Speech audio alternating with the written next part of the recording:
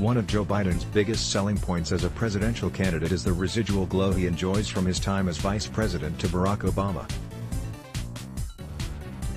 New Jersey Senator Cory Booker even called him out for it during the first round of presidential debates, saying, "You invoke President Obama more than anybody in this campaign. You can't do it when it's convenient and then dodge it when it's not." But despite Biden and Obama's relationship being largely rosy, Mr. Biden's simmering ambition was a source of unease for both men, according to the New York Times, which published a deep dive into their history on Friday.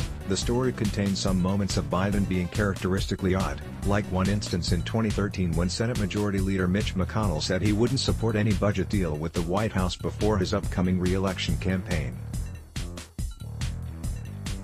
Biden responded to the man who early on vowed to stonewall as much of Obama's agenda as possible, "Mitch, we want to see you come back." The most surprising part of the Times story though is how Obama has on multiple occasions tried to dissuade Biden from running for president. First, in 2016, Obama pressured Biden to sit out the race because he believed Hillary Clinton was the best shot at continuing his legacy. Even though that didn't pan out for Obama, he still tried to talk Biden out of running in 2020, per the Times. The two men spoke at least a half dozen times before Mr. Biden decided to run, and Mr. Obama took pains to cast his doubts about the campaign in personal terms. "You don't have to do this, Joe, you really don't, Mr. Obama told Mr. Biden earlier this year, according to a person familiar with the exchange. Mr. Biden, who thinks he could have defeated Donald Trump 4 years ago, responded by telling Mr. Obama he could never forgive himself if he turned down a second shot at Mr. Trump.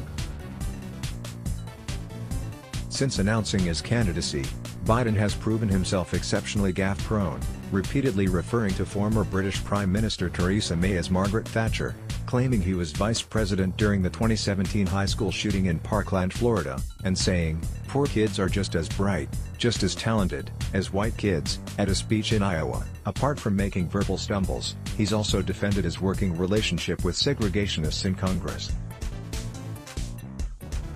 The Times also reports that in March, Obama summoned Biden's top campaign advisors, Anita Dunn and Kate Bedingfield, to his Washington office. Multiple sources confirmed to the Times that the ex-president warned the advisors to make sure that Biden doesn't embarrass himself or damage his legacy.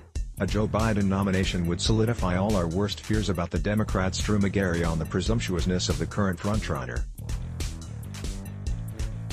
By Drew McGarry. Let's block ads. Why?